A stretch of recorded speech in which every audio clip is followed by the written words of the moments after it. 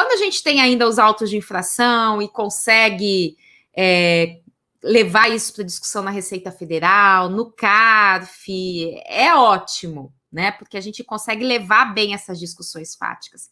Agora, a gente tem uma outra situação que é o mais complicado, que é quando começa no judiciário, né? Ou seja, a procuradoria tenta executar uma empresa A. Então, ela entra com uma execução fiscal contra a empresa A.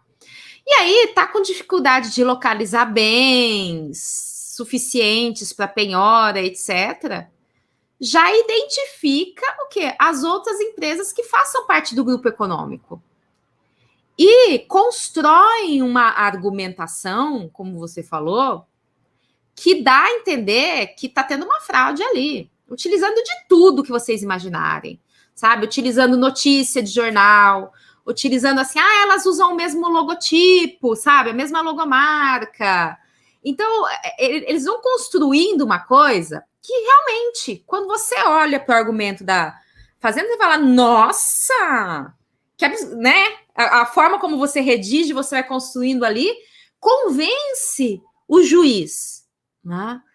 E aí vem o ponto que a gente tem que desconstruir isso. E aí uma grande dificuldade, né? Eu vou entrar até numa questão procedimental, que, né, tem uma discussão, né, sobre, porque a Fazenda, o que ela pede? Ela pede para redirecionar. Redireciona essa execução para a empresa B e para a empresa C também, porque fazem parte do grupo econômico, né? E porque estão relacionadas aqui de algum modo, têm um interesse comum, eles falam, no fato gerador, né? Só que sem muitas vezes demonstrar isso tão claramente, mas com aquela argumentação, o juiz vai tomar as providências, né? E aí, uma das situações que muitas vezes acontece é o juiz determinar o redirecionamento, manda citar essas outras empresas para elas fazerem parte da execução fiscal.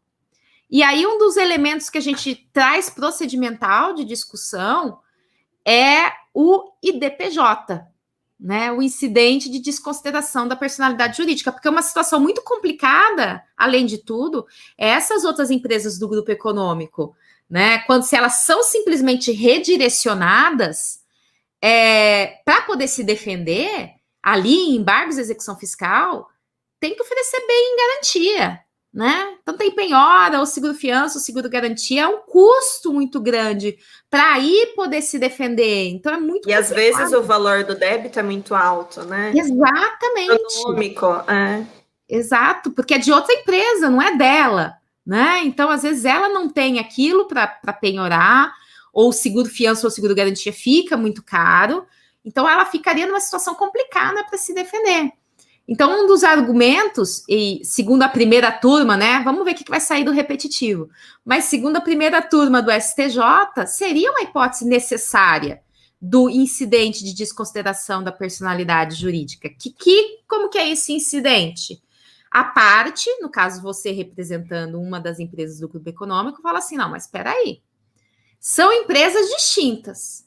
Então, para você querer responsabilizar uma outra empresa, você tem que dizer que elas estão agindo como uma só e descaracterizar essa autonomia das personalidades.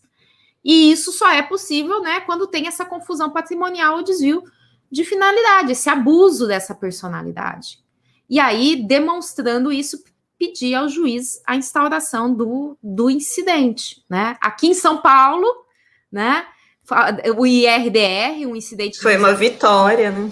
Da repetitiva foi uma vitória, dizendo que é para instaurar um incidente. Então, pelo menos você consegue fazer uma defesa prévia, ou seja, uma discussão prévia para ver se houve ou não essa confusão patrimonial, né?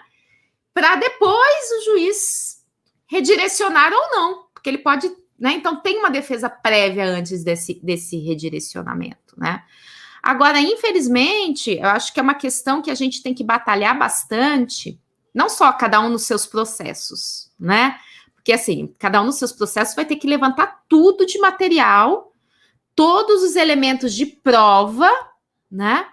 Que não cabe, Rogério. O Rogério está perguntando se não cabe exceção de pré-executividade alegando ser parte legítima. Não cabe porque depende de prova. né? O juiz vai dizer, eu preciso fazer dilação probatória, então não cabe exceção de pré-executividade. Normalmente as provas são bem complexas, né? Elas não são provas simples, você precisa ficar numa sequência de fatos ali para desconstituir o que a procuradoria está alegando.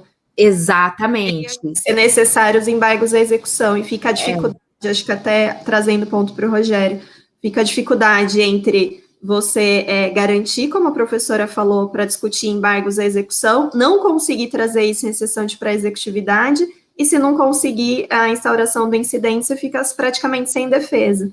Então, por isso que é um tema, assim, que é desafiador mesmo. É desafiador. E é desafiador construir isso, até aproveitando a pergunta do Rogério e a resposta aqui da Juliana, é alguma coisa como recontar uma historinha. Por quê? Porque veio a Fazenda, num primeiro momento, e começou a contar uma história. Né? Olha, a Juliana é que manda em todo mundo aqui.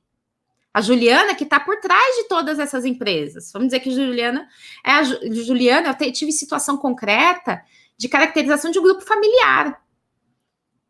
Porque a família tinha várias empresas, né? E aí, com isso, alegando, né? Tinha, vamos dizer, uma empresa, outra tinha outra empresa, mas elas tinham algumas cotas em comum. Ele alegou o quê? Grupo familiar, que nem existe, né, juridicamente essa figura, e pediu a indisponibilidade dos bens de todo mundo. Gente que nem tinha possibilidade de atuar, de gerir ali no caso concreto. Então, vem a Fazenda Pública e conta uma historinha super assim, olha, a Juliana manda em todo mundo, porque tá vendo a cartinha que ela enviou no dia tal? Tá vendo o e-mail que ela enviou no dia tal? Tá vendo o dinheiro que foi passado para ela no dia tal? Então aí você vai ter que vir com uma contra-argumentação de item por item, mostrando, né? E de uma forma muito didática, sempre ilustrativa. A gente usa, assim, muita representação de linha do tempo, né? Muito print do documento. Por mais que você anexe o documento, vão facilitar a vida do juiz. Bem visual, né? Bem visual, print do documento, para mostrar assim, passaram esse dinheiro para Juliana, mas olha, foi um contrato de mútuo entre as partes, tá aqui o contrato. E a Juliana já devolveu o dinheiro, tá aqui a devolução do dinheiro. Então, você tem que ir descaracterizando ponto por ponto, né? E por isso não dá exceção de pré-executividade. Agora, a pergunta do Arnaldo, cabe uma anulatória? Cabe uma anulatória. Cabe uma anulatória. Se você está nessa situação que o juiz não aceitou o incidente de desconsideração da personalidade jurídica e não tem patrimônio para garantir e embargar, cabe uma anulatória voltada a excluir a responsabilidade, né? A anular naquilo que seria atribuição da responsabilidade. Então, é uma alternativa, sim, para esse ponto, né? Então, eu acho que, assim, o X da questão, o grande desafio nosso é trazer e começar, assim, com os nossos, não só com os nossos processos, mas com os nossos processos também, e com manifestações, né? Porque a gente vai construindo, né? Essa mentalidade do judiciário, inclusive de congressos, inclusive de artigos. Então, assim, é um empenho de evidenciar, né, que a própria Receita Federal, ou seja, bater naquela tecla, sabe, a professora Maria Rita Ferragutti, que dá, né, muita aula de responsabilidade, ela fala assim, é uma coisa que é tão evidente, mas que a gente tem que ficar batendo na tecla todo dia. Então, é mais ou menos isso, sabe? Acho que a gente, assim, tomar com os nossos processos esse máximo de cautela, no caso ali, de ter uma sentença negativa, embargo de declaração, para prequestionar tudo, para identificar ausências, né? Não analisou o argumento A ou analisou o documento B, para tentar fazer com que pelo menos o TJ ou o TRF, né, examinem essa situação.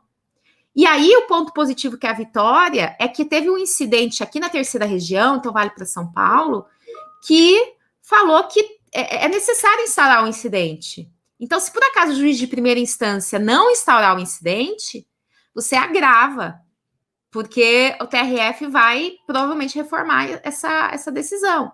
E para quem não é do TRF da terceira região, só de outro lugar, usa como referência. Aqui teve um incidente. Mas se você considerar que você teve ali uma corte especial, né, dos 18 desembargadores que tomaram essa decisão, então o TRF terceira região tem isso pacificado e vinculante aqui, por mais que você esteja na primeira região, na segunda, quarta ou quinta, né, ou seja tributo estadual, né, vai para o TJ, ou na primeira instância, mas use como referência.